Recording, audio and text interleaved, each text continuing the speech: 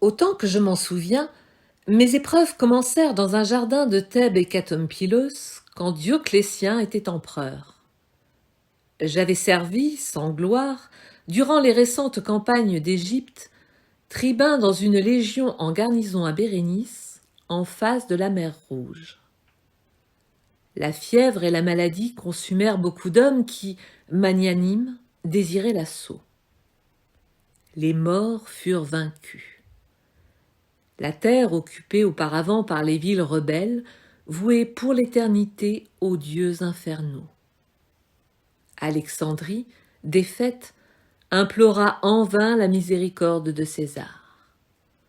En moins d'1 an, les légions obtinrent le triomphe. Mais moi, je parvins à peine à entrevoir le visage de Mars. Cette déception me fit mal et fut peut-être cause que je me suis acharnée à découvrir, à travers des déserts apeurés et diffus, la secrète cité des immortels. Mes épreuves commencèrent, je l'ai dit, en un jardin de Thèbes. Je ne dormis pas de toute la nuit, car quelque chose combattait dans mon cœur. Je me levai un peu avant l'aube, mes esclaves dormaient, la lune avait la même couleur que le sable infini. Un cavalier exténué et sanglant vint de l'Orient. À quelques pas de moi, il glissa de son cheval. D'une faible voix insatiable, il me demanda en latin le nom du fleuve qui longeait les murs de la ville. Je lui répondis que c'était le fleuve Égypte que les pluies alimentent. « C'est un autre fleuve que je cherche, » répliqua-t-il tristement, « le fleuve secret qui purifie les hommes de la mort. » Un sang noir coulait de sa poitrine. Il me dit que sa patrie était une montagne située de l'autre côté du Gange, et qu'il y courait le bruit que, si quelqu'un allait jusqu'à l'extrême occident, où se termine le monde, il arriverait au fleuve dont les eaux donnent l'immortalité. Il ajouta que, sur l'autre rive, s'élève la cité des immortels, riche en avenues, en amphithéâtres et en temples. Il mourut avant l'aurore, mais je décidai de découvrir la ville et son fleuve. Interrogés par le bourreau, plusieurs prisonniers nous confirmèrent la relation du voyageur.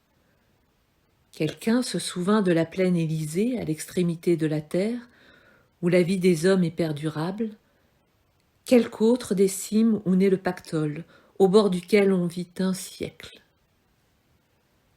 À Rome, je conversai avec des philosophes qui opinèrent qu'allonger la vie des hommes est allonger leur agonie et multiplier le nombre de leurs morts. J'ignore si j'ai cru une fois à la cité des immortels. Je pense qu'il me suffisait alors d'avoir à la chercher. Flavius, proconsul de Gétulie, m'accorda 200 soldats pour l'entreprise. Je recrutai aussi des mercenaires qui disaient connaître les routes et qui furent les premiers à déserter. Les faits ultérieurs ont déformé jusqu'à l'inextricable le souvenir de nos premières étapes. Partis d'Arsinoé, nous avons pénétré dans le désert embrasé. Nous avons traversé le pays des troglodytes, qui dévorent des serpents et manquent de l'usage de la parole, celui des garamantes, qui ont leurs femmes en commun et qui se nourrissent de la chair des lions, celui des ogiles, qui vénèrent seulement le tartare. Nous avons fatigué d'autres déserts où le sable est noir, où le voyageur doit usurper les heures de la nuit car la ferveur du jour est intolérable. J'ai vu de loin la montagne qui donne son nom à l'océan. Sur ses pentes pousse le phorbe qui neutralise les poisons. Sur le faîte habitent les satyres, race d'hommes féroces et grossiers portés à la luxure. Que ces régions barbares où la terre engendre des monstres puissent abriter une cité illustre nous paraissait à tous inconcevable. Nous avons continué notre marche. Revenir sur nos pas eût été un opprobre. Quelques téméraires dormirent la face exposée à la lune. La fièvre les brûla.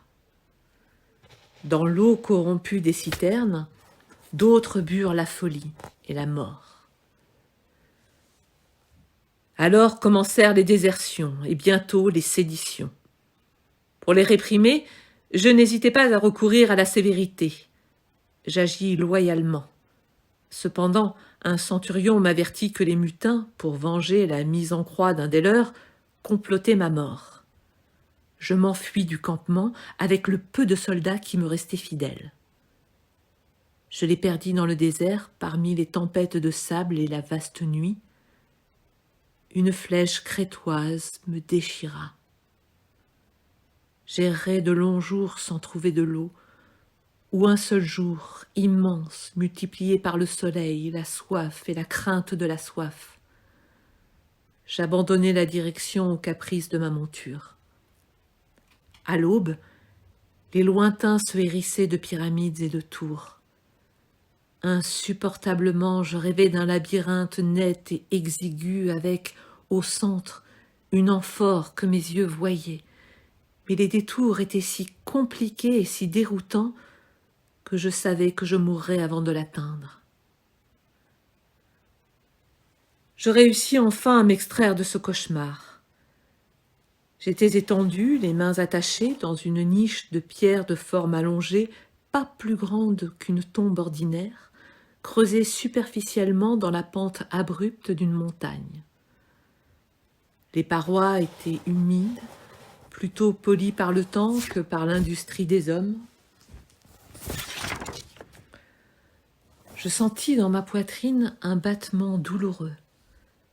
Je sentis que la soif me brûlait. Je me penchai et criai faiblement.